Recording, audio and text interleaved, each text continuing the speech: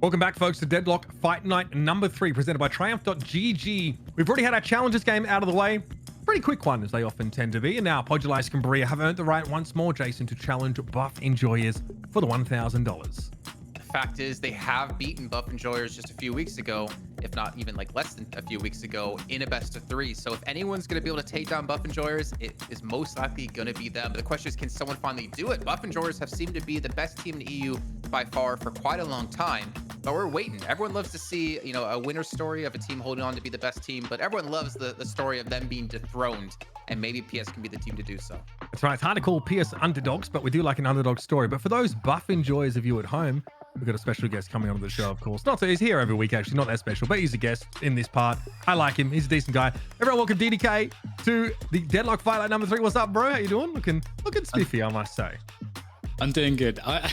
When you start speaking of buff enjoy, it's so funny because like as someone that does like casting as well, like the amount of like segues, funny segues you do, it's just like I could like see it a mile off. But yeah, I'm doing great, Mitch. And the fact that we're having a rematch here is really cool because we actually have data.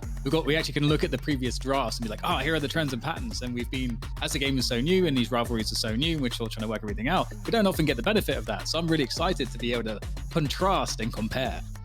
Well, I will say this, though. We have to be careful because obviously we did have a big patch between the first time they played and now them playing here today, obviously. So that's something we got to keep in mind here when going into this, and obviously something to keep in mind when you're watching any of these matches. Okay, so between week 1 and now, what do you feel like are the sort of biggest changes that are maybe driving a difference in sort of pick ban sort of tendency or metagame? Anything outside of the nerfs to Ivy, for example? You know? Gun builds are kind of like not as prevalent anymore when it comes to like your Kelvins, your Viscous. There's less spirit resist items as well. So like spirit power got a massive buff because of that. So we're seeing a lot more of like bursty damage instead of like consistent damage coming out when it comes to like gun. Obviously the timers when it comes to lane phase too. What do you got, Dan? Well, I think I feel like I don't see a massive difference. Despite that, I think that was the thing that you mentioned, all of the builds going towards more spirit focus. And I think that's been somewhat consistent, as you say, over the last few weeks. So I'd actually be surprised if we see a draft that's too different. For me, that would indicate that the teams themselves have been finding some new tech that works, that hasn't yet been discovered, or new synergies. But what's interesting is that in the previous draft that we have with both of these teams, it felt like there was a core for both teams that they were able to secure about like 4 heroes each, like consistently through every single map that both teams were quite comfortable with and performed really well on ultimately. So that's the thing I'm really interested to see, because there are some natural dynamics there. I think you guys already mentioned the previous map, the Geist dynamic, because I think this was actually one of the changes. We actually didn't expect Geist to be too relevant. Then because of some of the heavier spirit builds, it's like, oh yeah, well, Geist is actually a great counter to the Yamato. So now Geist with some different builds is being a pick, and we know that PS does love a Yamato, and so buff enjoyers previously, they picked Geist every single time. So that's one of the first questions I have, is whether we will see that again. We're going to be jumping into the draft in just a second. I mean, it's such an interesting trend because Lady Geist in all of our games over Deadlock Fight Night has been picked every single game and never banned. Now, she's got like a 53% win rate, right? So nothing completely out of the ordinary, whereas Shiv, by the way, is a 78% win rate. I think 7 and 2 in general. So Shiv is also a pick that we've seen Pojilaya Skumbriya really gravitate towards here, but it looks like buff enjoyers want to ban the Mirage away from presumably Hardeki. Mm-hmm. I think it was ZP was saying to us that we typically see Hardeki either play the Shiv or the Mirage, so you're kind of limiting what he can play, which means I'm curious if buff enjoyers are going to pick Shiv in the beginning to force Hardeki to play something completely different, maybe something he's not comfortable on. Yeah, this was one of the super consistent picks. Every single draft last time, 3 out of 3, we saw this Mirage pick for PS. So that's interesting. Yeah, immediately going for the throat there in terms of taking away a comfort pick. And Mirage is also nice because Mirage is so strong in the early to mid phase because the damage is just extraordinarily impressive. So I feel like you can kind of guarantee some lane wins and some early momentum with Mirage. So that's out of the picture. McGinnis as well, getting the ban from PS there. We didn't actually really see McGinnis at all in the draft once last time. So I can't say too much in terms of how consequential that might be in terms of how favored that might be, or comfort that might be for one of the players on buff enjoyers. There's a lot of like first picks you could go for here. I mean, you obviously have Wraith, you have Infernus open. You also looking towards supports. I'm always gonna look towards like Kelvin as well. Obviously Ivy on the other side of that.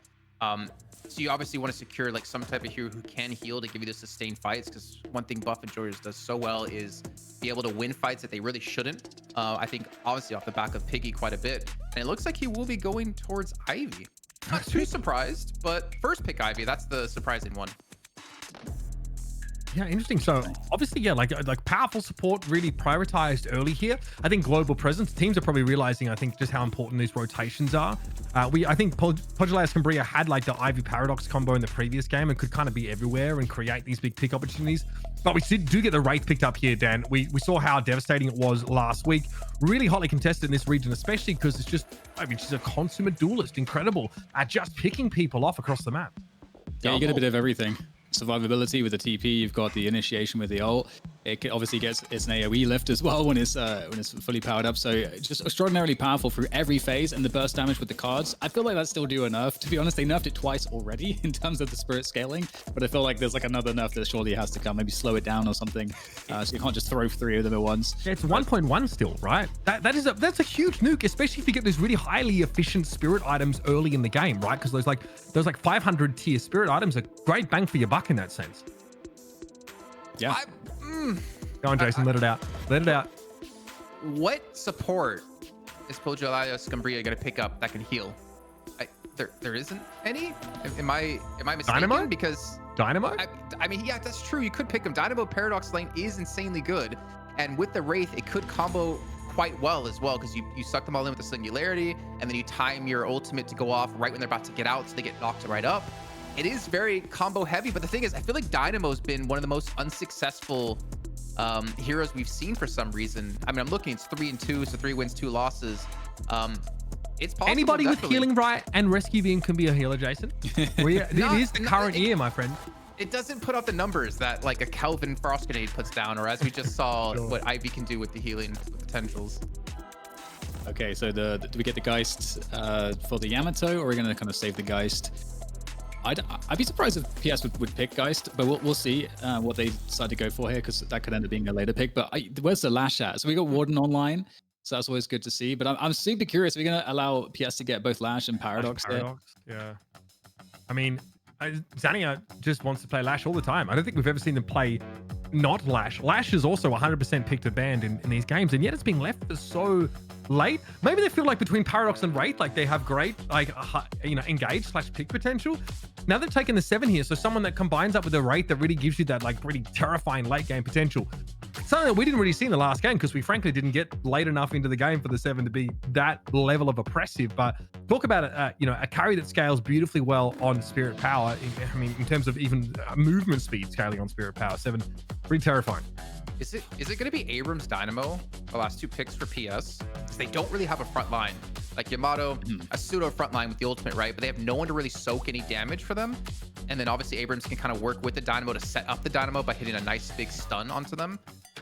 I don't know. I'm in this region has not, from what I've seen, been really that hotly contested, right? Abrams has been picked five times over the course of all of our fight nights here. So, and Mo and Krill even. Mo and Krill. We like never see Mo and Krill. Yeah, I mean, again, like anything that can like kind of shut down one of those individuals who are like, need to channel, for example, or who are like very cooldown oriented. I don't know if it's. I have seen a few more people playing it in ladder, but you never know what that's really supposed to imply. Only Grey Talon and Mo and Krill have been unpicked so far in our Deadlock Fight Night. So here's the Lash. So Nia eventually gets the Lash. Grey Talon got changed quite a bit actually the last patch, and Grey Talon I think is actually a pretty solid hero. The problem is it kind of limits where you can fight from, which is why we're not seeing like Vindicta that often either. Well. Yeah. You have to fight out in the open, which not necessarily every team's going to let you to do. So. Okay, so support-wise, I mean, Buff and Joys have obviously gotten the best of the bunch with McGinnis off the table. Pojilaya Skumbriya almost like getting punished for banning the McGinnis and then allowing Buff and Joys just to take support straight away. Yeah. We'll take your Paradox away from the KLS, but then you're going to take 2 supports from us. And, oh, crap. What happened? I do feel like I would love to see Abrams here in this lineup again, also to just make it a bit more tanky. Because also depending on how people are building 7 these days, 7 is also going to be somewhat at range. Dynamos, that was the other one for the slot too that you were mentioning, Mitch. So definitely another good pick as well. And I guess your Dynamo is going to be getting in there. You can make the Dynamos pretty tanky if you want. Yeah, I suppose so. I mean, the problem is that you can still be interrupted during Singularity. And I think that's like definitely concerning. Like, you know, Curse can be picked up, right? We sometimes see that picked up like straight away by some people. Anything that can disrupt the Dynamo midway through that ability from like a decent range. I mean, like items like Knockdown and stuff are like a 45-meter range. Like some of these are really long range active. So that's something to bear in mind. Dynamo, you know, might consider investing in items to sort of, you know, like make themselves like unCCable in that sense. What is it like Unstoppable, for example, we've seen picked up before if you really want to make sure. We've also seen like Refresher Dynamo. I don't know if I think that's particularly good, but we did see a Refresher Kelvin in week 1 that looked freaking ridiculous with that, obviously with that ultimate. So it's all on the table as far as I'm concerned. I mean, I'm more looking at PS and like if they want to be able to win this game, I feel like they have to start strong. And one way to do that is like we saw last week in NA with Paradox and Dynamo paired together, because they just are so, I mean, they have the sustain with heal, they have a stun into a knock up, they have so much kill potential because they do a lot of damage as well on top of that. I'm a little bit worried for PS though if Buff and Joyers do survive the early game. Yeah, I think if I had to pick like one focus for either team, I think it's just the early game success of Warden/Shiv for Buff Enjoyers, and for PS the early success of Wraith, essentially, because it's just like, you know, Warden, Wraith, these are heroes I feel like if they do get behind, you know, it's just a bit of a struggle to kind of catch up. But if they get a little bit ahead, they just drive all of the action, and it can really turn into a huge amount of map control and objective conversion. So that's going to be my early game focus. But I'm curious how some of these dynamics will play out, you know, just in terms of lane control, because I feel like overall, I feel like Buff Enjoyers should feel more oppressive. But I feel like PS, you know, as we get into the mid late game, they should be able to shine. But super interesting comp and very different from the first time these two teams faced. Completely different, actually. Now we are just waiting for Pojilaya Skumbriya to join the lobby, as the draft is done externally right now with Deadlock, and then we come together within the lobby to sort of play things out here. So we've made it pretty clear, folks, what to keep an eye on, because Warden especially, we want to see them, you know, get through that early to mid game, because I feel like it's the favorite thing to talk to ZP about as a big Warden enjoyer, is that it's hard to be more feast or famine than Warden sometimes. It can be really, really oppressive. With the right build, of course, with the right actives, you know, being able to use Majestic Leap has been a very popular Warden pick right now, because it takes so long to wind up that ultimate. It does mean that you are engaging the moment that you touch down on the ground. Michaelis on the pocket, by the way, is something I'm always excited to see. Very, very good pick for them. The Majestic Leap. Just don't ask CP about his ranked games, by the way. Oh, no. I mean, yeah. But that's a good point you bring up with Majestic Leap, because not only are we going to see Warden pick it up, but Pocket's going to pick it up as well. And then you have Kelvin, who's extremely fast around the map. You have Ivy, who can just fly around the map. And Furnace obviously can flame dash. So you have a very mobile, very quick team that I feel like Buff Enjoyers are probably going to utilize to quickly turn fights on their head and catch out PS off guard. It's also just being able to get back into lane very quickly as well, especially with zipline boost. We saw that in the previous game. DDK, like, there's one team takes the urn, loses a couple players on the other side of the map for it, and then comes back and just like wins that fight as it's basically going.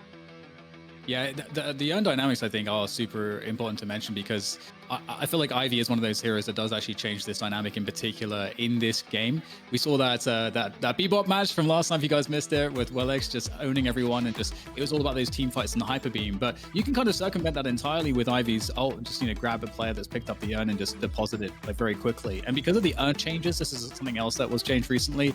You don't actually show up on the map to your opponent when you're carrying the urn for 20 seconds. So you can if let's say the other team isn't keeping their eye on the urn pickup, they don't have any visibility on that could just go straight away. So I think you're gonna have to be very cautious if you're PS about making sure you're on top of the urns.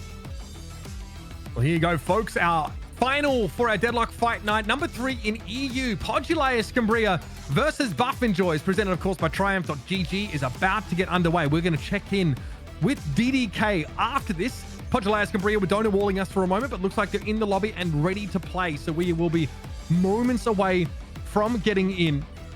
And again, we want to talk about a lot of this early game dynamic here. I think the lane matchups are going to be interesting. Jason, we often see, like, you know, Warden, you know, sometimes getting paired with that Shiv if he's not going to go towards a solo lane. Let's talk about it now. It looks like as we're coming out across the map, it's the Kelvin and Shiv playing together, the Warden and Ivy going head to head in this lane 2 up against the 7 and the Wraith. Yeah, I was actually kind of expecting maybe the Warden and Kelvin to be together just because you have the slow with Binding Word. And as long as you're like being smart about how they use their stamina, or at least keeping track of it, you can lock down a Binding Word. But obviously the Ivy Warden, like, I guess there's a lot more kill potential there because you have the slam, the stun out of Ivy, and of course Warden as well. But also helps Warden make sure to have a semi-successful lane. It's Deadlock Paradox, so that's where my eyes looking at, to be honest. Oh, buddy. Yeah, already a lot of pressure being felt by Pojilaya Skumbriya here as a result of this lane's KLS rather on the Shiv. Dimov will be on the pocket, so that's a little bit scary. And again, we have a Yamato Infernus matchup here, which really seems like it can go either way. A lot of it comes down to the harass, of course, with Yamato's ultimate fire and that power slash connecting. Yeah, exactly. I think when you see a really good Yamato, like I think the other's pretty damn decent, to be honest. Using your like slides into a power slash can just catch the enemy completely off guard. And if you hit those pokes, eventually they're gonna have to play extra passive here. What did you just notice? Hideki immediately went for an extra regen in that lane. Obviously, as 7, you know, sometimes you want to take some damaging stuff, but he's not playing around. He must be getting poked down pretty aggressively by that Ivy, I think. Elsewhere, it's like Dimov under some real pressures, and he wants to take the fight against the pocket. So, really quickly, extra regen, probably the best single-handed 500 item in the game by far, especially in the laning phase because of the regen you have from that one. Yeah, and Zenita able to do a lot of pressure to Dimov, so I think he was able to dodge a lot of the damage amp that Pocket can get if he hits you with quite a few of those. And obviously, as you are a Lash, it's quite easy to dodge away from those, considering you can use your 2 on just minions alone and really deny the damage amp and then allow you to turn damage back in onto the Pocket. So that lane's going to be a little bit tough, I'd say, for Dimov, but again, I don't think he necessarily needs to win the lane because I think buff enjoyers don't really care about winning early game. They often, not often, they sometimes lose the early game, but they always still come back when it comes to their back row because they have, still in my opinion, the strongest back row out there out of any team. I think Dimov as well, if he hit like a big barrage, you know, can be opportunistic about it to try and look to pressure Zenita out of the lane as a result of that. Well, the barrage is hard to hit, though. That's the problem, is because Zenita can just leap into the air, right? So I think every time Dimov tries to go for it, I want to assume Zenita is just punishing him for that 24/7. That's probably exactly why we see Dimov being challenged a little bit in this lane. Elsewhere, we saw the Paradox of Cats hit a nice little combo there in that lane, so they might have relieved a little bit of pressure in that 3 lane.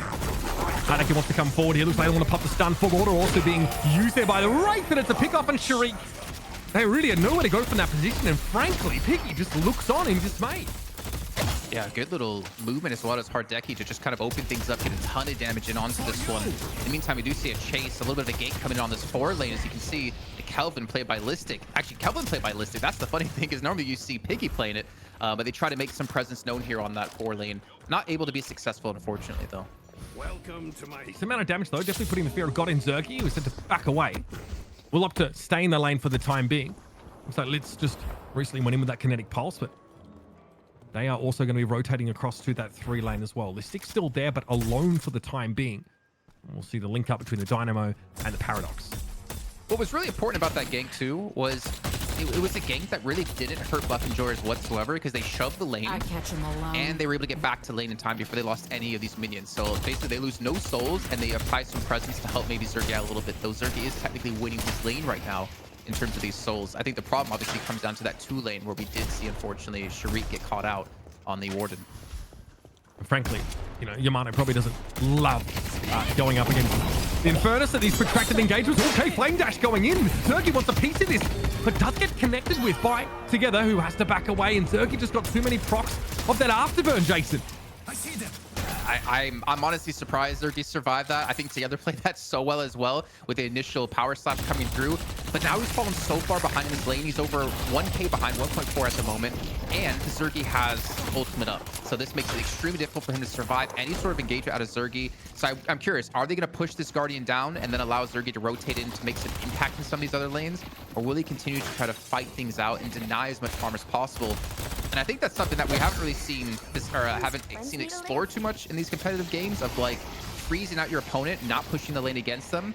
But then again, if you don't push the lane, you can't have presence in other lanes. So it's kind of like, you know, shoot me if I don't, shoot me if I do. It's like, yeah, maybe you want to like try and farm for an oppressive advantage, but if you can't manifest that over the rest of the map, then in a nutshell, in a 6v6 game especially, it might not make enough of a difference. So chubbing and then roaming definitely important. Oh, Sharik's for having a great game so far. This time caught out by Sunset and Litz. Pojilaya Skumbriya looking much better than last time we saw these two fight in a Deadlock Fight Night. I mean, to be fair, that combo, it can do a lot of damage, right? Like, they have the cards to chip away at, they have a stun that you have to respect. Oh, actually, we do see the engagement. Singularity coming in. With the damage, though, where's the follow-up? Mydong still looking pretty healthy now. Quantum Entanglement used to get out of the frozen shelter, but the Paradox is caught inside there. Taz eventually needs a little bit of help with that rejuvenating Aurora. Wasn't able to connect on to the Paradox for long enough. Oh, yeah, Listic is absolutely out of there. Power Slash at their heel as they try and escape. But Michaelis eventually gets brought down. The rotation from the Yamato from that 4 lane into the 3, making a big difference. Still another bit of a fight here, though. Hideki going to be surrounded. Finally, Sharik getting on the board. And elsewhere, Zania going down. Really back and forth stuff. Yeah, they lose 1 player, Michaelis, but that's it, right? I mean, they still pick up 2 kills on the other parts of the map. Hideki goes down. Zania actually loses up against Demov in the 1v1, more importantly, where we saw Demov on the back foot. We're ulting for this as well. They really want this Guardian, but they're going to have to fight for a little bit longer. Here's the Death Slam. Stonado going to be used there by Piggy to avoid getting sucked on in, but Sharik didn't have that level of mobility or evasion from that CC. So another pick off again on the Warden. Yeah, big ball too. He drops over the enemy side for Souls. We do see Listic being caught out here as they're trying to track him down and lock this one in. They should be able to connect. Naka comes in, just the finisher, and Listic will fall. So yeah, PS, I mean, they definitely come back with a vengeance. I think they're looking to be the new kings of EU here, Mitch. I think they kind of dodged each other, I think, in the Fisher Underground tournament. I'm not sure if I recall, but that was obviously a great one for Pojilaya Skumbriya. And we kind of, anybody watching along at least peripherally knows that this team have really started to assert themselves in this region. And now, because we didn't quite get that Guardian last time, but Piggy's happy to step up and continue to chunk it down a little bit further. Glancing over some of the... Oh, we have a fight here. Never mind. Frost Grenade connecting on Zania. He's going to be able to get himself out of there, but the Arctic Game will slow the lash down. Follow up from the pocket. Got to be going with the flying cloak as well. Yes, he will. And Zania gets caught out. Nice little dive here on the lash solo in the 1 lane. I like the little micro thing that Listic did too, because he goes into the Guardian and parries it to make sure that Demov doesn't get hit by it, because he's already extremely overextended somewhat. Didn't want to lose too much HP, especially because there was another gank coming. If there's other player on PS coming through, they wanted to stay healthy enough to turn it into another kill, or to at least allow them to survive without losing a player. So very smart little like micro things like that, I think, is what makes Buff Enjoyers so good as a team, especially considering they were already losing this 2 lane quite heavily. Hideki here, happy to trade with Piggy at length. Some of those key items really starting to get online. You'll notice that got a duration extender here already coming on board for this 7. So wasting no time, rapid recharge, excuse me. Wasting 0 time and being able to spam down this orb constantly. Yeah, and the Mystic Reach as well. Like, one thing we've seen a lot with 7 and recent changes is that his the ball that he throws out, you can make that so big, and it can really deny a lot of area to play in a team fight. And you have to respect the damage in this dive. This should be a kill on Michaelis. I mean, Michaelis, though, it's hard to burst a lash down in general, but eventually there's enough damage there. It takes a lot, though. You know, Lash is really designed to be able to stay alive a long time in those fights, and it gets this durability virtually from that bloodletting ability. Also important to note, because they pulled 4 players of PS over to that 3 lane. They were trying to push the 1 lane during this entire time. There's still Buff Enjoyers 1 more Guardian away from unlocking that flex slot, which we did see a push on 1 and 4 at the same time there. And it looks like they're going to regroup towards the 4 lane to look for this Guardian. Yeah, this is dangerous. Guardian very, very low here. So this should at least be that objective picked up for Buff Enjoyers, but they want a little bit more. Power Slash going off there in the corner. Zergy not opting to get involved in the fight, though. They really just wanted the Guardian. Hey, they get what they came for, but there's more to do here. Frozen shelter thrown down. That actually keeps Zania inside of it, potentially denying, I guess, the Death Slam entirely. Great little play there from Listic, but everybody from Pojilaya Skumbriya has turned up here. And Listic, unfortunately, is caught in their midst. Yeah, but still, in the end, right, they get the Guardian. So they get the flex slot. They have 46k souls, so this can allow them to really turn the equalization in souls that they do have between these 2 teams into an item advantage. Piggy will get caught out, unfortunately. But still, I mean, I think the damage has been done, and Buff Enjoyers, they're really setting the pace of this match so far by pulling constantly PS to respawn. They're making PS play reactive, and Buff Enjoyers are playing proactive. Again, Paradox trying to set up a pick opportunity. Zergy wants to try and come in here, but has to get around the carbine there. Flame dash for some mobility, apply the burn. Taz getting a little bit low. Another time wall thrown up, but Zergy has to back away from this with the Yamato now posturing towards him. Pojilaya Skumbriya able to keep their Paradox alive, but Listic's caught in the singularity. Oh, you're not walking away from that one, sir. That happened through the middle part of the map here. And the urn was also being looked at by PS at the same time here with that initial kill they had. Maybe they can turn this into an urn turn if they go for the pickup onto it. The problem is the right-hand side of the map is not very clean, as we do have Zergy and D-Mob over there to help defend. And not to mention the rest of Buff and Joyers here on the 2 lane, trying to hold things down.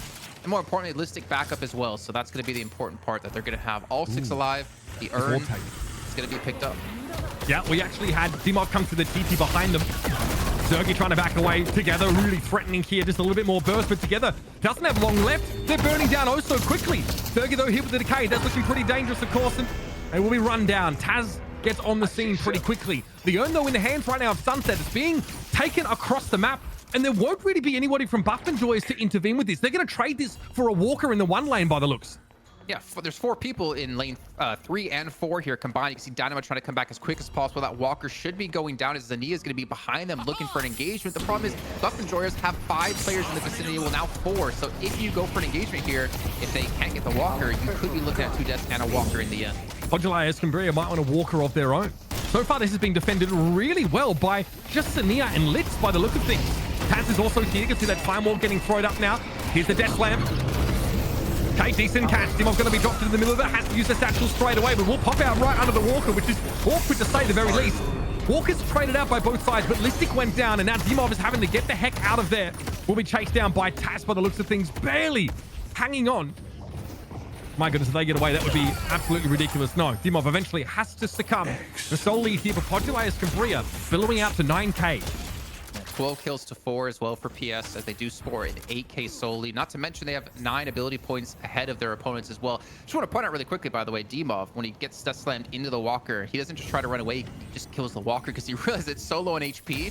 And that is actually such a smart play out of him to get them the Walker, the extra souls, and obviously try to stall for some time. But this is definitely PS in the driver's seat. But it's about them being able to take this now and close out the game. And that's very tough to do against Buff and Joyers, who look for that just crack in your defense or even offense right now and try to really push it against you and open things back up for themselves. This could get awkward as well for Pojilaya Skumbriya. They have a ton of souls, but they don't have their first flex slot yet, Jason. There's still 2 of Buff and Joyous Guardians standing. And you'll see teams do this. Really doggedly defend those last 2, or one of the last 2 remaining Guardians to keep Pojilaya Skumbriya, I mean, especially in Together's case, off their 5th spirit item. Eventually, though, they get it. They went for the 1 lane. Buff and Joyous just gave it up completely. Instead, they're grouped up towards the middle, looking to catch someone out, I think, because they have Dynamo Litz down below them. And there's really no objective for them to take just now. It's just about, continuing to farm up here as much as possible. And look at those majestic leaps. Sharik and D-Mob both already having it. As well. Hideki also pretty fed. Rapid Recharge and Surge of Power both getting picked off. So I'm definitely scared of what that 7's going to be able to do throughout the mid game. Obviously, Rapid Recharge there for Taz. The more frequently you can have that Carbine available, the more of those pick opportunities you can create. And very standardly, Torment Pulse here, the first pick up together on that Yamato. I mean, the sole lead that Pojilaya Skumbriya have, it's basically on Hardeki and Sunset, right? The 16, 15k with the 7 and the Wraith. And those are really squishy heroes, to be fair. Obviously, Sunset on the Wraith a little bit easier to get away because you have to use your teleport. But Buff and Joyous had such a hard engage. The problem is not being allowed to go for these engagements because they're getting caught out as Listic there. But they could dive Hardeki and Sunset. And that sole lead that PS has wouldn't really amount to much. That was a nice patch off there in the middle of the map. Still pretty low respawn time, but Pojilaya Skumbriya finally gets that last Guardian down, and now both teams have only 3 walkers remaining. Also, mid-boss starting to become relevant. Buffs are up in 40 seconds. We're going to see some of these neutral farm cleared right now, and no surprise to see Zania eyeing off that farm on that 1 lane, looking to get that one pushing. Obviously, that side of the map is where the focus will be for PS. So, Mitch, I think the one thing that's kind of scary for Buff and Joyers is the fact that they typically like to pull teams in one direction and split push somewhere else, right? They gave the urn up because they were going to push in the 1 and the 4 lane.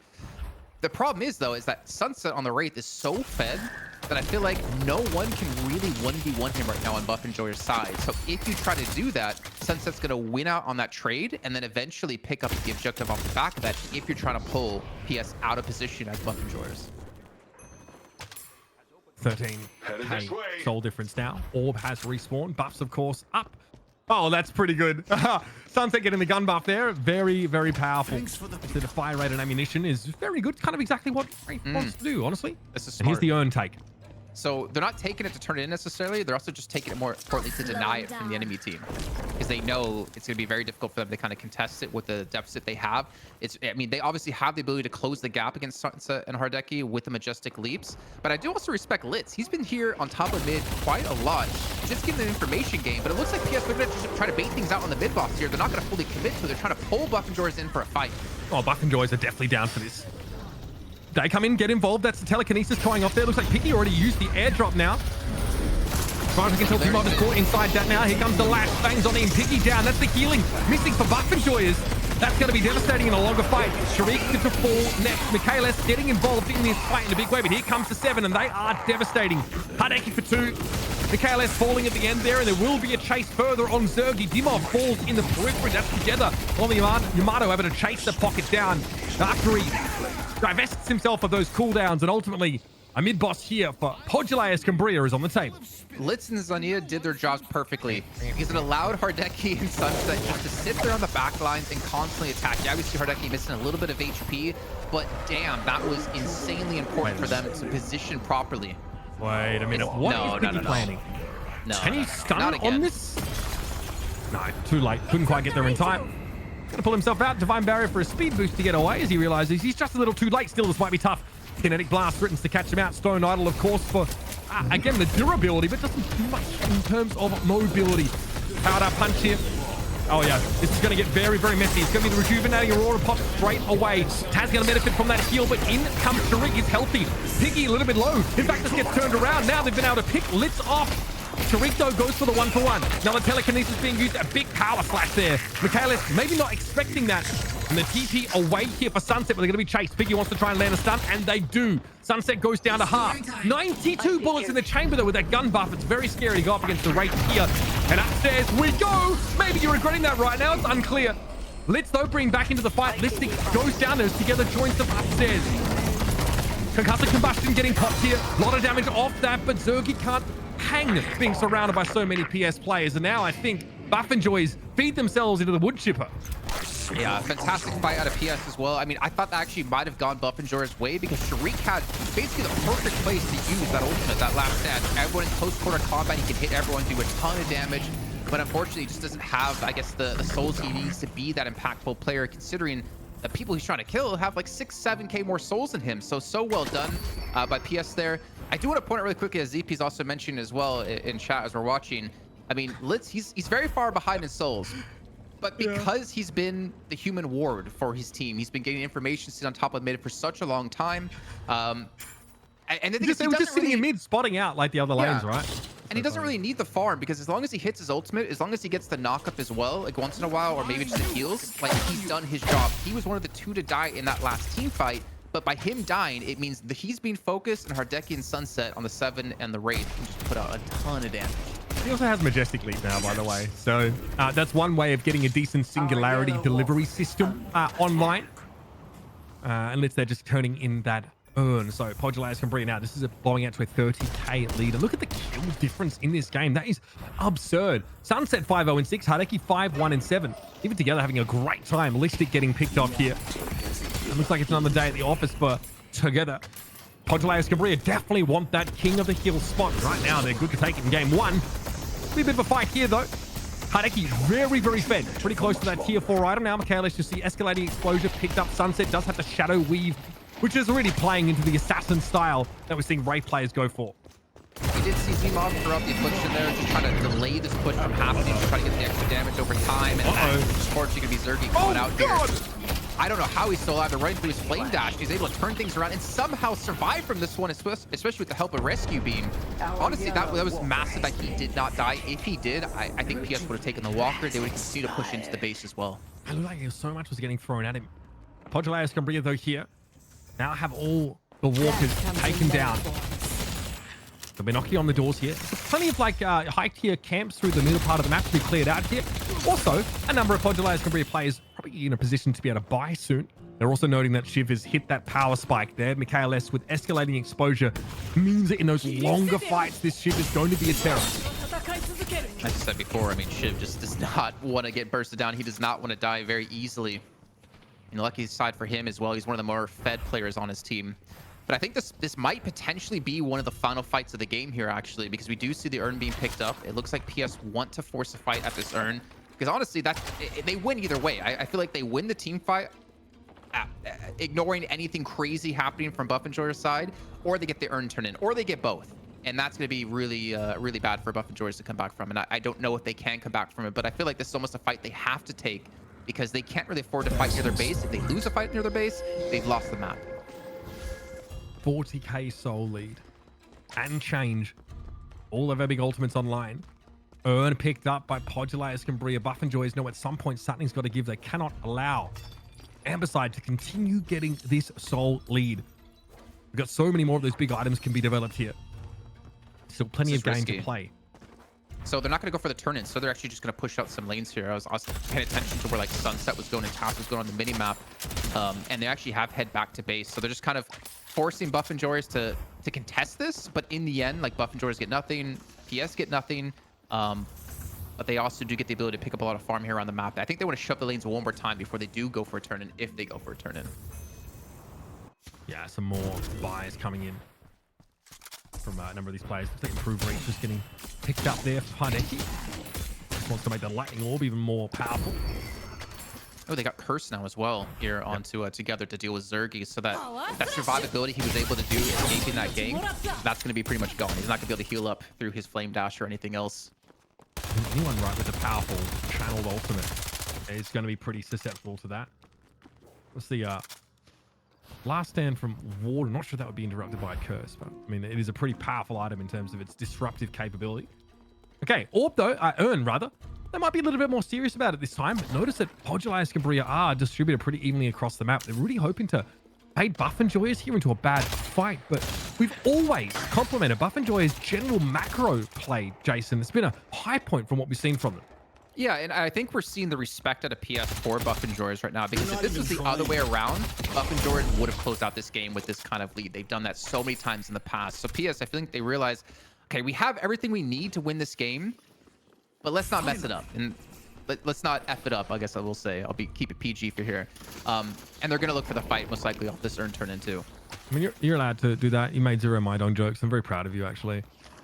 I mean, none that you know, that you heard. Yeah.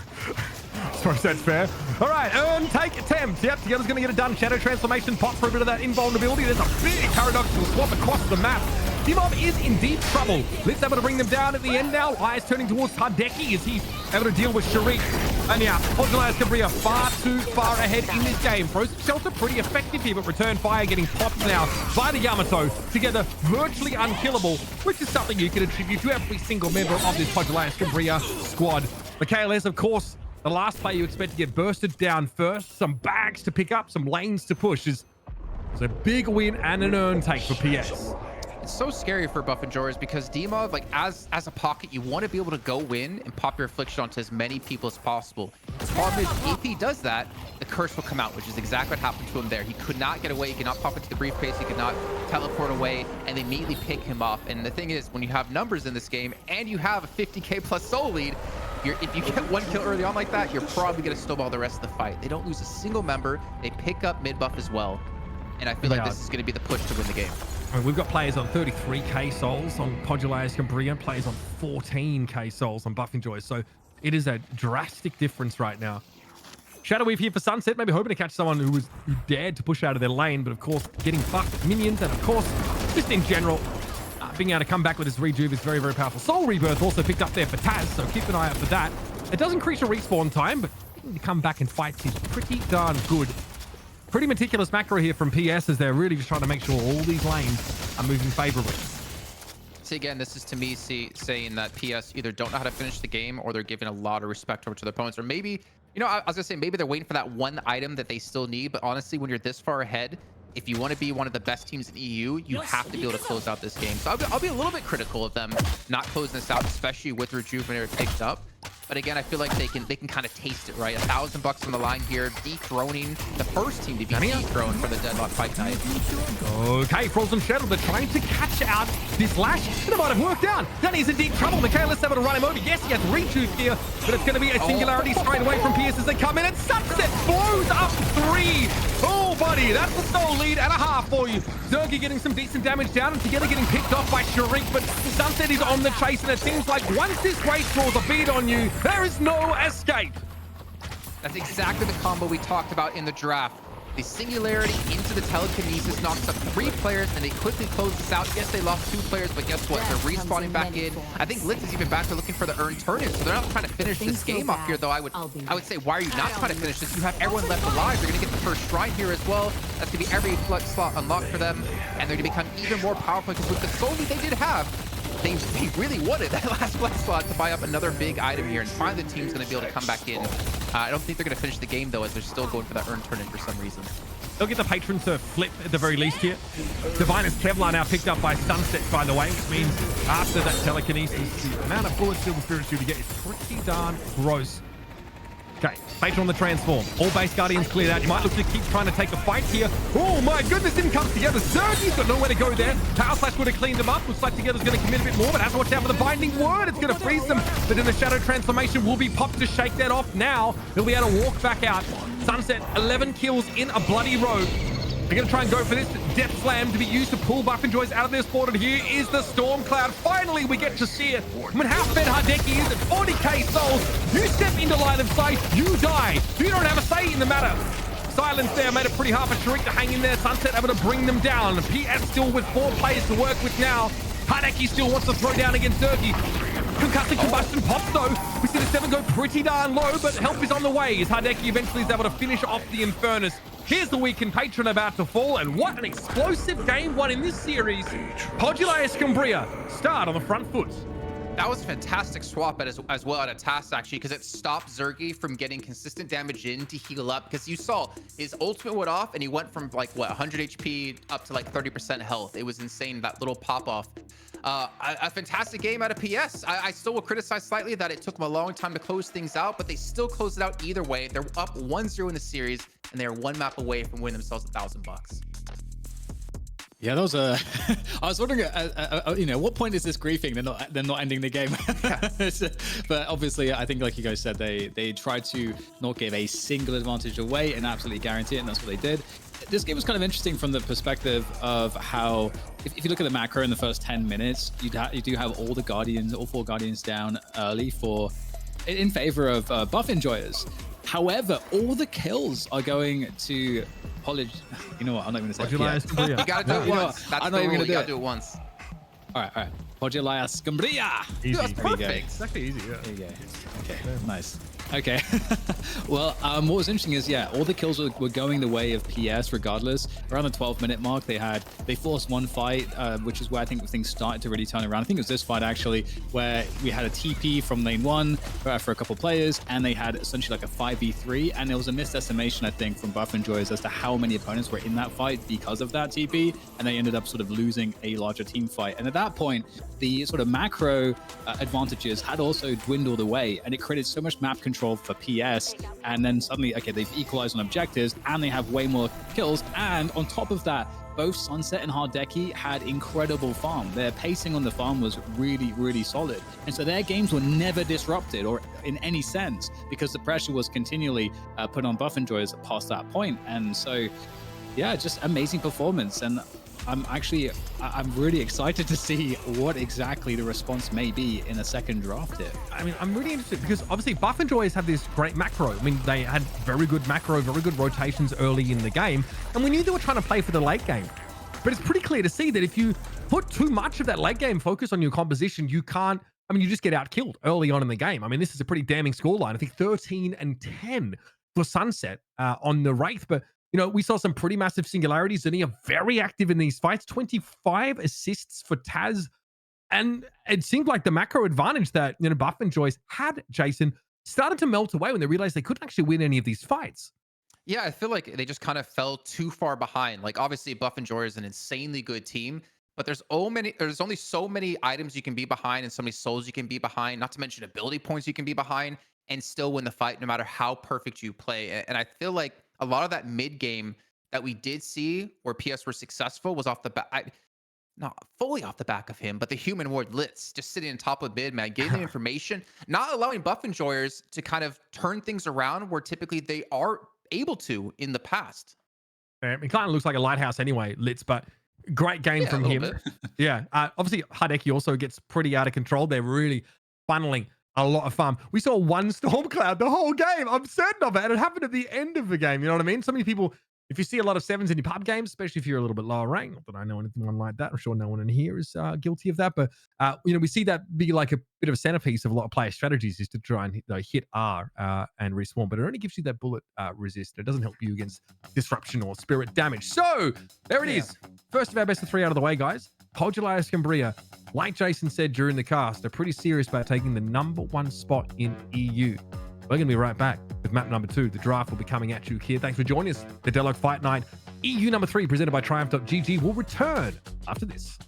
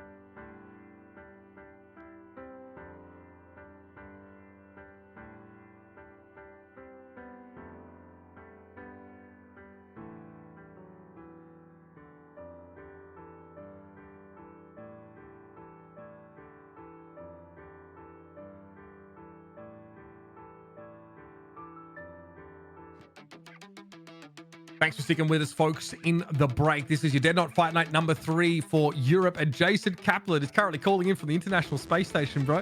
How you doing? Good to have you back. Yeah. I don't want to talk about Italian internet, but we're going to be here. We're going to be back in high quality because, well, luckily we have you to be the handsome one on camera. I've never been the handsome one, just the tall one with a bigger upper body strength. We're getting back in the Iron Temple again, mate. I think I need to reclaim this title. That's ridiculous. Great to be here, though, with you guys. 10 kilos. No. Look at my bicep vein right now. I want you to look at it. Look at it very closely. That's right. It's pretty big. Not gonna lie. Yeah, thank you. Not bad. We just had our first best of 3 match in our best of 3, between Pojilaya Skumbriya and Buff Enjoyers. Way back in week 1, these two teams played in the grand final, and Buff Enjoyers smashed them 2-0. Not even close. That last game, Pojilaya Skumbriya won with a 70k soul lead. And to explain how this is all possible, with the help of the internet and of course our friends over at Triumph.gg, we're bringing in DDK as well. Talk us through a little bit what we saw in that last game and what we should be expecting in the next one. Dan. Well, is it DDK? Oh, it's no. CP. Sorry, we're mixing it up. My bad. No, that's right. I was gonna say, actually, Dan has the map off. I'm back in here, but yeah, you take a look at what happened in the last game, and I think you saw the limits of good macro versus good micro. There is a point where if you get slammed too hard, you're not going to make it back, even if you've been getting good trades on Guardians. And that's why mid-match I was just like, okay, we need to see the kill spread between these two teams, because it was 12-4 in favor of PS over Buff Enjoyers, even when Buff Enjoyers had all the Guardians down and PS only had 1 down in return, right? There was a huge edge in the macro objectives, but on the micro end, there's just only so much you can do. And I think a lot of that just came down to the draft we saw, where too much early game power was given up by Buff Enjoyers in the draft. And I don't think it's a mistake they'll make this time around, where they do have their choice of first pick. I mean, quickly. Shiv doesn't lose much in Deadlock Fight Night. He was like 7-2 coming into this game, obviously. And that was Mikael S on the Shiv, by the way. That's pretty crazy. Very powerful hero, very, experienced and strong, highly respected player. Buff Enjoyers definitely get creamed there towards the end of that first game. So let's see what happens here in this next one. I thought we saw maybe a Mirage. I Mirage, but I think he's like teleported. I think he's ulting out of the band so he can maybe slide through in the draft. I feel like, though, ZP, I'll be slightly critical in the sense of, like, PS should have been able to close the game out quicker, but I feel like that's very dangerous to do against a team like Buff Enjoyers, who, again, like, they just need that 1 drop of blood in the water, then they'll swarm you like sharks. They'll be able to turn things back around. I feel like the longer you take to close things out against Buff Enjoyers, the more opportunities you're giving them to come back in the game. Well, to that point, Buff Enjoyers have been the one team we've seen come back from being down 20, the 25K. I'm not sure it's been as high as 30K, but you think about the times that these teams have likely scrimmed and seen what the other can do. Buff Enjoyers definitely have an air of sort of the final boss, and to an extent, regardless of whether or not it's smart play, because I think the smart play is you finish it when you have the edge, I think there's a fear factor there of going, oh my god, these guys have flipped the situation before, we should get even further ahead before we try and commit to our advantage. Very quickly as well, just let's get some nomenclature out of the way. So people wondering about our use of the word macro. Many of you think about macro as a keybind that you have multiple actions attached to. That is correct, but also macro is the opposite of micro. When we talk about macro in Deadlock, we're talking about what's happening on a macroscopic scale. Just because Dotacasters call it map control doesn't mean I have to. All right? Can you use the macro? Can you use the word in its definition though? I feel like that's not. Yeah, on a macroscopic level. Yeah, but if they don't know what macro means, then how do they know what macroscopic means? I mean, it's not my problem if people aren't literate. I don't know what to tell you. Yeah, true, it's a word. True. It's a word people say. So, yeah, you might see different casters use different terms. I use macro. Games I've come from use macro. This might be a Valve game, but it's not Dota. I miss how tilted you can get just off let's just get that established. Yeah, I know. I mean, it's dealing with the folk can be challenging sometimes, but I'm doing my best for you at home. And of course, for my compatriot ZP and Jason Kaplan, let's talk about some of these picks. Mirage getting locked away here. No surprise to see the Wraith and the Paradox removed here. Ivy, again, Buff Enjoy is really prioritizing these supports early. Yeah, I mean, I think Buff Enjoyers is prioritizing the supports in part because, looking at their previous games, I don't think they want to run Dynamo, which you can get forced into playing, which is what PS got forced into playing when you had the early Kelvin Ivy taken off the board before. Now, they have learned their lesson a little bit. They don't give up the Paradox because I just don't think they want to give up that much early game power this time around, and they grab the Lash. So PS is not going to be able to control the game quite as well as they did in the last game, just because Paradox and Lash, of course, are two of your hardest hitting early game heroes. But they do have the Mirage, where when you think about Buff and Jorah's macro, their rotations around the map are nowhere near as safe when you have a teleport threat on, which Hardeki has been able to do pretty darn well on the Mirage. So I think, PS, they lose out a little bit here, but they also gain in the fact that they can run the Mirage. Yeah, I mean, we're already seeing Buff and Jorahs go for like a highly mobile comp, right? Ivy and Lash going to be very fast around the map, which makes it very hard to deal with. So I'm curious if they're going to continue to kind of play into that a little bit more here. I am, though, more curious about like what carry they're going to take, because with Mirage banned away, it leaves you with like Infernus. You still have 7-Up. We do see Yamato and Shiv being picked up for the side of PS, which is already going to be a very hard lineup to deal with. And with Buff and Jorahs respond with the 7, I'm expecting to see probably the KLS go for the 7. And we did see a couple of times in that last match, actually, where that stun off of 7 was catching like 2, 3, 4 players. And again, if you're 7, you're probably taking like the items that increase your range or the size of your abilities, right? So your stun's going to be even bigger, and it makes it very hard to deal with when you have, especially a Lash ult, like catching up multiple players. In fairness here, the response to the 7. So both teams looking to pick up some of those more later game oriented carries here. We often have seen Infernus against Yamato in one of those side lanes here, but Pojilaya Skumbriya have been able to secure both of those picks here. I like the Buff and Joys at least are thinking a little bit more about, what they can make happen in the earlier to mid game. The mobility of Ivy, you guys already talked about, of course, that engaged potential of Lash, especially with both Wraith and Paradox off the board. These are two heroes we've seen these teams be used to try and start fights on their own terms. Now it gets a little more complex.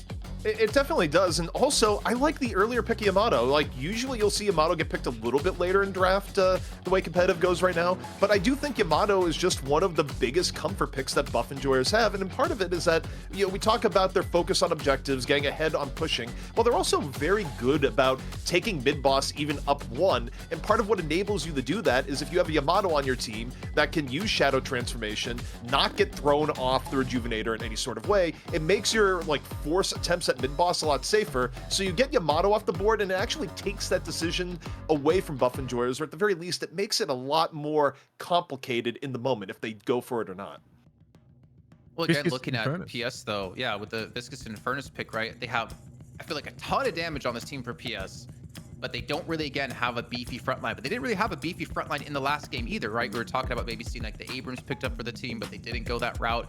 But again, I don't feel like it really matters how tanky you can be if you get far ahead again, like they did in the last match. And you look at their opponents, right? You got Warden, you got Lash, you got Abrams, you got Ivy to get 7 in or out. Like that's a very well-rounded comp that can sustain a lot of damage against them. Waiting on this next pick here a little bit, but Buff and Joys have definitely given themselves the ability to actually do much more in terms of roaming away from those lanes and starting off fights. Kelvin going to be picked here, which was a very early pickup for Buff and Joyers, right? That last game where the supports were a little bit harder to come by with the McGinnis ban. The McGinnis, by the way, on the table here, no one taking it yet. I mean, it might be as late as position 6 here for Buff and Joyers to go for that. I think it's probably pretty likely McGinnis is the final. Oh, no, what am I saying? Geist is on the table. Such a tanky of course, lineup, Geist. And actually, that is the mini story here to begin with, where Geist usually taken in the 3-4 position at the latest. Geist comes in. And yeah, that's pretty high value within your draft that you're able to get the Geist there, especially given the fact that Yamato was picked by the other side. And we already know that Geist versus Yamato, pretty good matchup for the Geist for a wide variety of reasons, even beyond the fact that Geist is slowing the entire team down with a reverb build. So yeah, that is the steal of the draft for me, the fact that you get Geist that late into the draft. But Buff and Joyers taking a different approach here, I think learning a little bit from map 1, and we'll see if it's enough to give us our first ever map 3 here on Deadlock Fight Night. That'll be so good. I'm excited for that. Thanks for It joining could us, happen, CP. man. We'll catch up with him on the other side of the game. Yeah, listen, I mean, it is crazy, right? The Geist is never threatening enough to be banned, but good enough that she's never overlooked. She always seems to get some attention through these pick bans here. So pretty nice for Buff and Joyce to be able to steal her away, but only one ban aside. That's the way it plays out here. It's going to be Mikhail S by the looks of things, actually on that lady, guys. That's a ton of fun. We'll see if these We might need our name shuffled. I was going to say that. Nah. He's going to be on 7 for sure. But actually, the last game we had was the first game in Deadlock Fight Night where we didn't have Geist being played or banned, funny enough.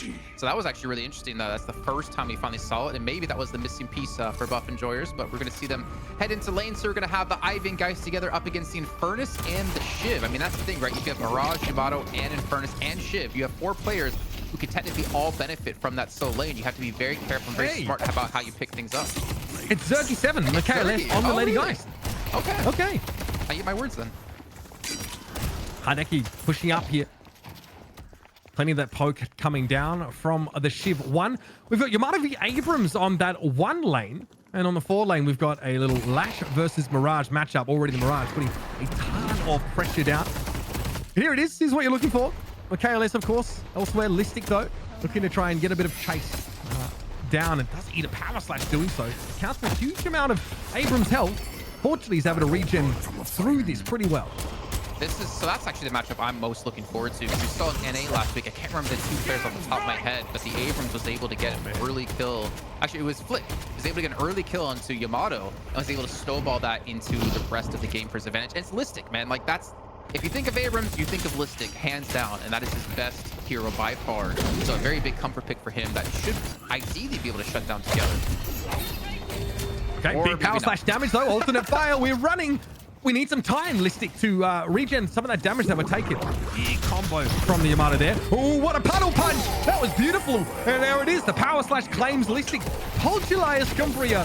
What a great start. Taz with a masterful puddle punch to knock Zergy right into them. Yeah, I was kind of surprised. If you looked at Listic, he actually didn't go for like melee lifesteal or anything like that, or didn't go for any regen. He was actually just going for pure damage, like up close. I think it was like not point blank, close quarters, some damage for him. But it didn't work out. Like the power slash was just really enough to turn him around. And the thing was, he died to Together, who hadn't even fought yet too. So he was an item up and still lost the fight. Okay. Dream start for Pojilaya Skumbriya, who are 1-0 up in this series. Best of 3. Bear that in mind. $1,000 on the line. Thanks to Triumph.gg. We're going to hear those knives come out constantly. I think I heard a sound bug on the 4 lane there, so we may not be checking in with the Lash progress too often if you don't want to hear that repetitive sound. We haven't seen the Warden yet in this game. So combining with the 7. And then, of course, there's Zergy on the 7. Another nice little puddle punch here. Dimov's got to quickly get out. And there's the healing from the Frost Grenade being thrown down for Dimov's pleasure.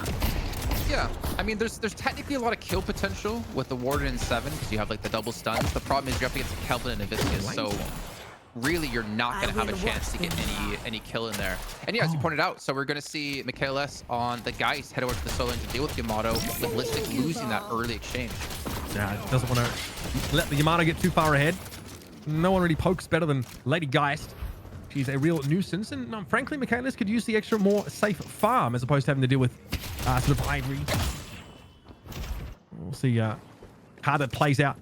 Sunset just rotating back from that 2 lane. For the wave crashes it.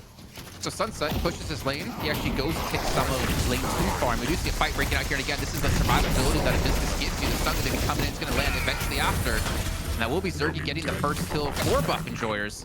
But quickly to go back, I was just trying to focus on Sunset. They're trying to feed him extra farm from this 2 lane to make sure he can become very, very tough. Power slash doesn't quite hit him. Michaelis could be in trouble in a 1v2, trying to back away. Together gets up in his space. That's the life drain also being used by Michael to try and stay alive a little bit longer. But classic little gank coming out there from Pojilaya Skumbriya, just as Michaelis thought he'd have some safe farm to get in that 4 lane. The 1 lane, rather. And this is not like necessarily too surprising. Like Buff Enjoyers, I don't think in the early game they're one of the strongest teams out there. They're more of like a mid to late game team in my eyes, though obviously we know when they do take early game, they start to snowball that quite heavily. Oh, buddy. And PS, I mean, they're just trying to get aggressive here. They're catching them out. I think they're reading into Buff Enjoyers extremely well, as somehow you can see Figgy just barely surviving. Oh, God. It's like high school over again. Brutal. Listic, they're just getting jumped upon. We thought that Abrams Ivy lane was actually in a pretty decent position. With the Ivy getting pressured down very quickly, Listic was found on their own. These are some nice in-lane kills coming out from PS. And look at Together's farm. 4.2k in that solo lane so far. It's getting a little bit hectic here as well. Litz at risk of getting stunned up, but the cube going to get thrown in on them elsewhere. Sharik gets picked off. Puddle punch, that's pretty nice. That's going to displace away the Kelvin. from danger. Good save there from Taz. I got a question for you, Mitch. What was high school like for you in Australia? Listen, my career is talking about video games. Like, I'll give you one guess. were you like 1v2, 2v2 guys, and eventually? Listen, okay. Listen, it's still the hard knocks, mate. Dimov getting picked off there by Taz. That's that 3-lane. And Pojilaya Skumbriya, I mean, we talked about the macro play. That's right, I'm saying it again, of Buff Enjoyers versus Pojilaya Skumbriya's insane kill potential and propensity to go for picks. And it really benefited the PS in the longer game. Yeah, that map control, not macro play. Map control, let me get that right. Sorry, Dota casters. No, I like macro play way better, to be honest. But yeah, obviously Buff Enjoyers. Thing is, even with the kills going to Pojilaya Skumbriya, the soul difference isn't really that much. I mean, 2K at this point isn't really that crazy. The thing is, they do go for the fight onto Warden and Dimov. He should be going down here. Bunning word, yeah, Frozen Shelter. Dimov doesn't really have anywhere to go. Frozen Shelter, I mean, you can kind of take that powered edge, but hang on. There's a little bit more action here. Zergy's also getting involved. Lids thought they could hang around. And very quickly, Listic gets into the fight. So we have a 1-for-1 in the end. And Buff Enjoy is able to salvage a little bit there. 3 players here concentrated around the middle part of the map, but Boss is still 3.5 minutes away. So we're just clearing some crates.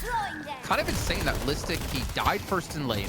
He went to a duo lane, died again. He's actually second highest souls on his team at 4.7k. I was actually like getting really concerned for him, because for him to be very impactful in the game, you need to be able to level up your charge really quickly so you get max rank, so you have the extra weapon damage you're doing. It really makes him pump in terms of DPS. But he's been able to like stabilize here, fun enough, and even losing early on. And it's kind of a testament to how they're working around Listic, and obviously with how good Listic is as a player.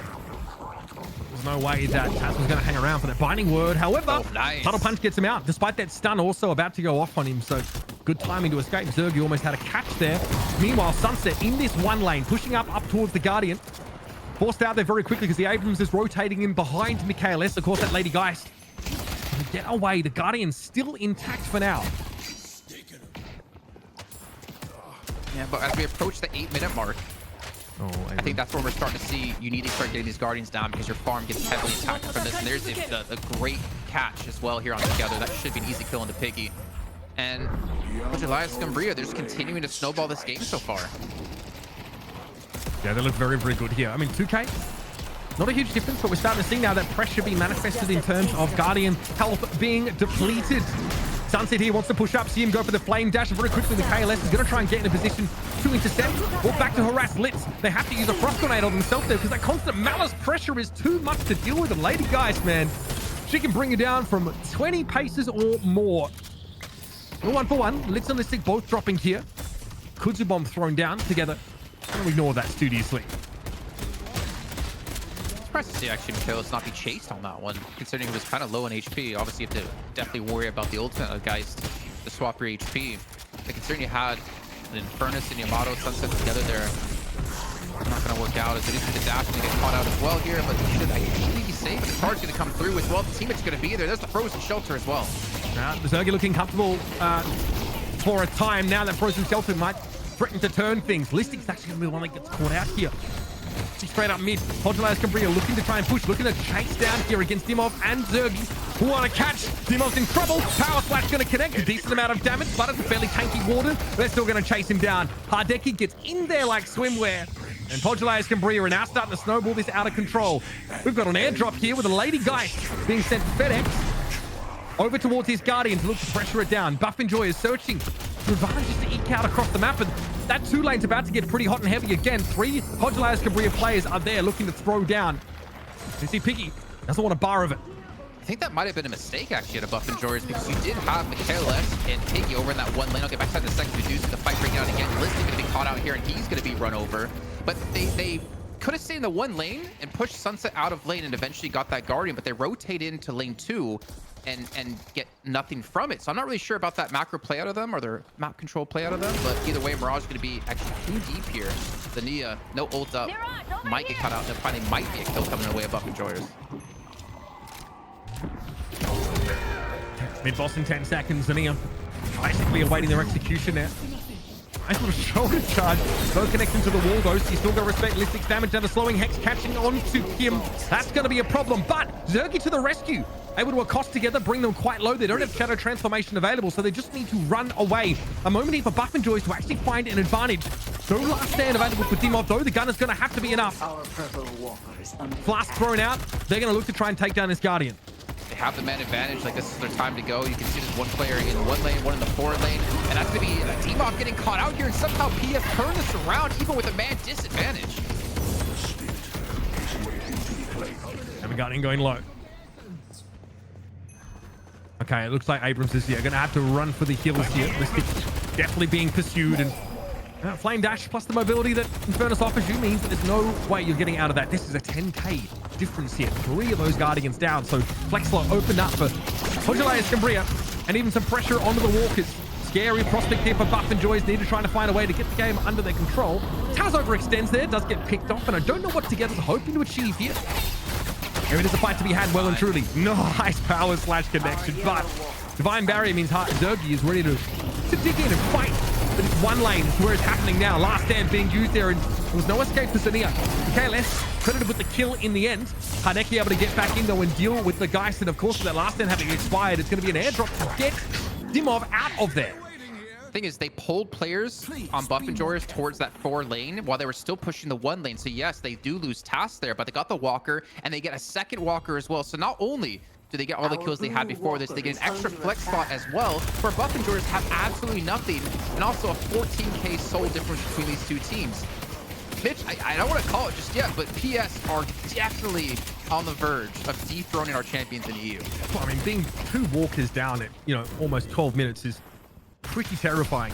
Also, mid-boss is now on the table, so all of a sudden, Pojilaya Skumbriya have a tertiary objective to play towards in the middle of the map. The urn was picked up by Buff and Joyce, and they're actually going to try and maybe bait something off this. I'd be shocked if they really had any aim of actually turning this in. The thing is, you have 3 minutes till buffs come up, so you're not in a rush right now to necessarily turn this in. Mirage can also split push here. There's actually going to be a 2-on-4 happening in the 3 lane during all of this, so it might not work out for PS, actually. Tornado used by Zania to escape there. Now grouping back up with the rest of Pojilaya Skumbriya. Here comes the Traveler. Where are we TPing to? It's unclear. Zania never managed to get out now. A player advantage for Buff and Joyce around that mid-boss area. Pojilaya Skumbriya a little bit split here. Or Urn, rather, still in the hands of Piggy. Still no turn-in. That might be viable now. The Pojilaya Skumbriya do not want to give up any of this soul lead for free. Thing is, with the flex slot advantage they have, they can still win this fight even being a man down. A great charge comes in, catches out Sunset. It's actually going to be leaped into the air and thrown back down. And Buff and Joyce are looking to win this fight.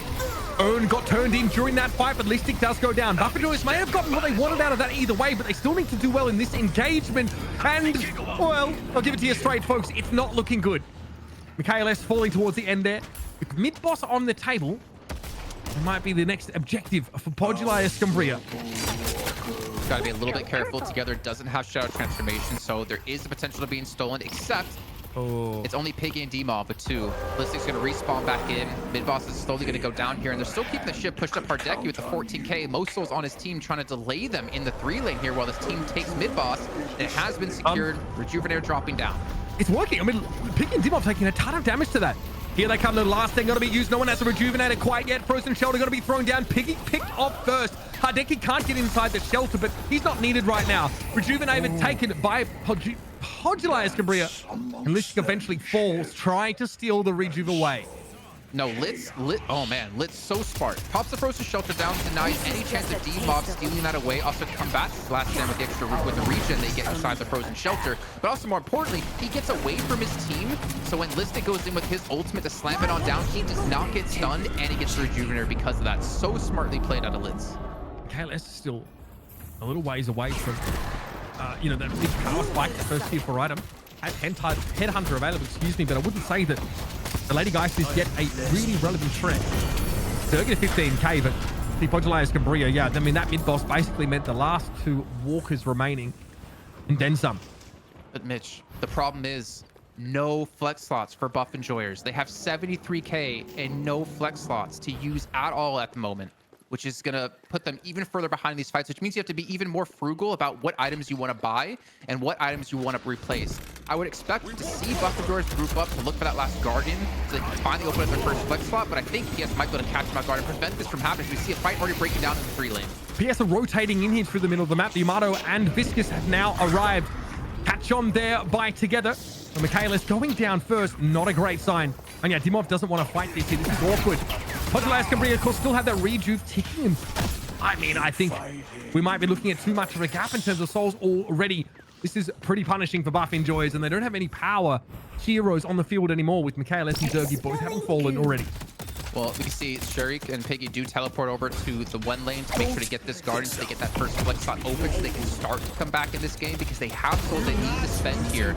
We can see finally they open up their first one 15.5 minutes in, but the problem is they don't have the players up to defend this earn turn in, and this lead that PS has been able to pick up here is to continue to extend even further. Let's go to Europe. Yeah, and that 4 lane as well is pushing very, very hard right now. It's going to keep Buff Enjoyers tied up for a while, which means a free earn from Pojilaya Skumbriya. It's almost flowchart at this point. What an interesting pickup there for Taz. I want to draw everyone's attention to the item that the Viscous was taking. Torment Pulse again. Just, I mean, we don't always see it rush, but of course, just want to be in the middle of the enemy team with that goo ball, doing pulses of spirit damage. Pretty annoying to deal with. We saw a glimpse of some of those other key items being picked up. Together also has the Torment Pulse, of course. It's already annoying as it is, just being a Viscous, right? Especially when you go into that goo ball and just roll around in the middle of this fight.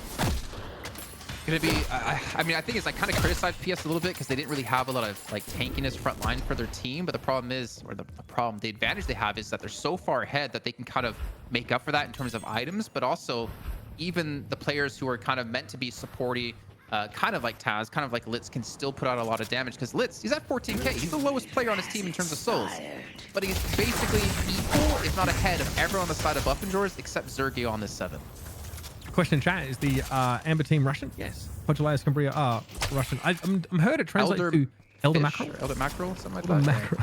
Specifically Mackerel. Let's just make sure we've got that right. Yeah, I love that. It's a great name. Either way, they are, right now, absolutely slapping Buff Enjoyers. Still a chance to break back into this game, but this, I mean, God, 19k on Taz, for God's sake. Yeah, this is brutal. Sunset also up to 22k souls. He got the Death Slam. Okay, a Buff Enjoyers hoping to make something of this. Shurik looks like he wants to get involved. We heard an airdrop go off there. We're on board with Taz right now. Hasn't even had to get involved in the fight quite yet. Dimov goes low, too low to survive there. Binding Word might go off. There's no one there to follow up on it. That's 2 down there for Buff Enjoyers, and these base bosses are slowly being brought down. Now, pressure over towards the shrines. Listic's gonna fall. Only 3 left up for Buff Enjoyers right now. And that's the first shrine, Jason, getting picked up. The last stand, not at a demob this time. Shriek tries to go in, catch him, but I don't think he got a single player from that one, unfortunately, and they lose 3 trying to commit into this fight.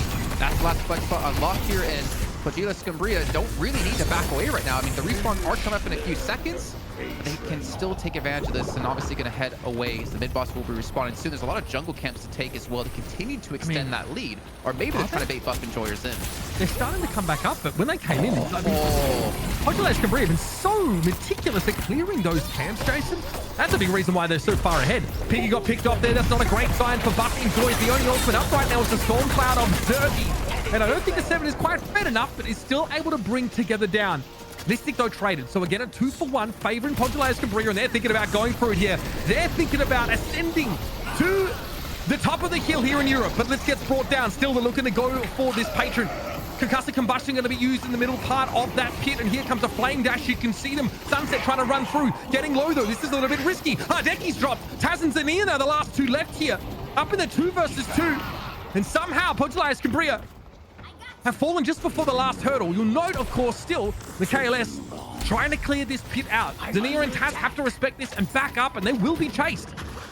And they want to confirm these. They want to stagger the best they can. They just need to be careful. They need to not get caught off. A great slowing hex comes out of Zania to try to delay Michaelis on the chase here. But we have mid-boss come up in a minute time. You have buffs coming up in 40 seconds time. That's what's going to be the main focus here with all the lanes shoved into Buff Enjoyers. PS can just kind of get the respawns, farm up a little bit, buy up as well off the back of those fights, and then take these buffs, maybe take mid-boss or force a fight at mid-boss, and then close out this game here. Buff Enjoyers, yeah, they hold on, Mitch, but they haven't really gotten into the clear just yet because it's only to become tougher from here on. Zergy is fed, though. I want to point that out. But Together has brought a knockdown. So they are very much thinking about, trying to shut that 7 away. And that is the biggest threat right now on Buff Enjoyers by a healthy margin. KLS and Dimov have been able to catch up a little bit in terms of that farm. But that's something to look out for. I don't know if the knockdown specifically for Zergy. Does it not knock him down out of Stormcloud? But yeah, it does. But Also, but I the guess thing for is, Deathland. you don't want to storm cloud because you're going to be immobile and you're probably going to die. But speaking of dying, we're going to see a fight break out here. But, okay, the last set does go off, but no damage really coming from it. Big damage off of it. Zerky actually just go for a Stormcloud there, Jason. Okay. It didn't last very long, and now these death timers dropped to 35 seconds. Zania did fall, though, but I think that's something Pojilaya Skumbriya are more than happy to offer for 3 kills, 4, 5 kills. Okay. Min boss on the table here. I think if you're really wanting to be meticulous about it, you would just take it. But with a weakened patron now under pressure, Pojilaya Skumbriya can just look to end the game. And we're doing the thing. Okay. Yeah, this is more of an NA thing, honestly, but that is it. Pojilaya Skumbriya are your new kings of the kill in EU for a Deadlock Fight Night and the recipients of $1,000 of prize money. GG! Well, someone had to do it, and it was the boys of PS here. After losing in the very first week, to come back in week 3 and avenge themselves to win $1,000 as well, and now a guaranteed spot in next week's Fight Night. They have to be so happy about this. And the thing is, CP, they played so much better than we saw in week 1. They've proven that they've definitely been looking to improve, looking on where they're kind of weak, and have come back with flying colors. Look, this is a team that clearly hit the training room and came back hard. We saw the first notes of this in the Fissure Underworld tournament, and we thought, hey, wow, it's going to be really cool to see them potentially run it back. And not only do they run it back, they cream Buff Enjoyers. It's a clean 2-0, and even with Buff Enjoyers picking more early game-focused heroes, it still doesn't really work out for them. They're still able to win micro engagements. They're still able to let players like Hardeki get a big lead on Shiv early on. I mean, Listic, basically, PS was eating at the big blue buffet in a lot of those early fights. Not even necessarily Listic's fault, but just they had great focus fire and rotations that usually Buff Enjoyers would get away with, right? So just the overall level of play for PS just went up so much in just 2 weeks. Well, I'm just putting it out there. Russian Deadlock looking pretty bloody scary right now. You know, we sort of talked up a lot. The Michaelis Lady Geist pick. We're excited for it. We didn't expect them, I think, to be on that. Thought they'd be on the 7. But, you know, ultimately, it seemed okay. We noticed that Listic ends up losing early to that Yamato in lane. There's like a lane swap. You see the Lady Guys come in there, try and gain some farm. But in the end, I mean, like, so many of these picks, I mean, Litz was really impactful. Some really great frozen shelters, I think. Geez, I mean, okay, yeah, Hardeki very much involved in a lot of these fights, and Sunset really starts to get going there towards the end of the game. I think, ZP, one thing, if you look at these comps as well, is it's very difficult for anyone at Buff Enjoyers to kill anyone on PS, because you have the frozen shelter, which obviously you can use to keep people out or keep people in to help heal. You obviously have a Shiv, which is very hard to kill. You have a Yamato, who's very hard to kill, but you have Viscous and you have the cube, and that cube can shut down so many abilities that come your way and prevent a lot of damage that could potentially be applied to your team. So very, very slippery, very hard to lock down and kill. I think it's that, and also I'm just, you know, thinking back in my mind of like games that Buff Enjoyers ran away with, right, and did so pretty readily in the past. I just also think they had a lot of their comfort picks simply denied in the draft phase. I think this was as much of a win in the actual game as it was also in the draft. When you think about what do you know these Buff Enjoyer players for? Well, you know Michaelis really likes playing a lot of Paradox. You know that they love running Yamato more often than not and will prioritize it higher in the draft. Neither of these 2 games were they allowed either the Paradox or the Yamato, which I think oftentimes, you know, I associate with Buff Enjoyers, right? So these teams not only are getting better at the brass tacks of the game in terms of just, you know, your micro, your macro, but I also think, you know, deep beneath the surface, where we don't always have the easy answers as to the how and why, teams have also drafted against each other enough that they realize, well, look, they have players and comps that really rely on, you know, 2 or 3 specific heroes. If we can adapt, take those away, we'll be in a way better spot. Well, here is your final scoreboard there. You can see, despite the difficulties that Buff Enjoyers had, Michaelis still top player damage, so definitely doing some work here. Taz somehow doing that. That's pretty nice. Let's talk about our player of the match here, presented by Triumph.gg, with over 1 million downloads on the App Store. It's a skill-based arcade-style game against other users. Your player of the match here is Hardeki. I mean, the lash was pretty filthy. That last game definitely really stands out to me. Only a singular death over the course of the game. Involved CP in almost every single kill that goes down. 11 and 13, so 24 kill involvements across the map. I think the only one with remotely as much as that was Taz with 23. The guy was everywhere. Hardeki was scary consistent all day long, not just in this final BO3, but also in the BO1 where, yeah, we gave player of the match over the Litz on the Ivy in that case, but it was also still a masterclass from Hardeki, who is just solid, reliable, doesn't make mistakes, gets ahead, especially when playing on the Shiv. And it's like, what more can you ask for on a player playing on Shiv? You want someone that's really good mechanically, that will at the very least stay average, and when they get ahead, you know, won't throw away that advantage. And that's super difficult to play against on the other team. And it's what you want when you have a player playing something like a Shiv or a Seven, or that's basically the entire game plan, right? And also, in terms of just the micro play going on from Hardeki, Hardeki's really accurate. Doesn't really miss a whole lot. Yeah, and I think we're also seeing the depth of like hero pool as well out of Hardeki. Just if you look at like when you're playing Seven, right? But the way they were playing Seven, you want to avoid a lot of these confrontations. You kind of want to sit back and let your front line be its front line. Whereas Shiv, he wants to be in the mix of things. He wants to be fighting you in close quarter combat. So to be able to kind of transition between those two play styles, I think is a really testament to how good of a player he is. Well, there you have it, folks. Pojilaya Skumbriya are your new Kings of the Hill at our Deadlock Fight Night #3 for Europe. And of course, the recipients of $1,000. We're done with the EU portion of the show. When we come back, we'll be jumping into North America with a bit of a recap of last week in that region to get you up to speed. So don't go too far. Plenty more action here. The Deadlock Fight Night #3 presented by Triumph.gg. We'll see you shortly.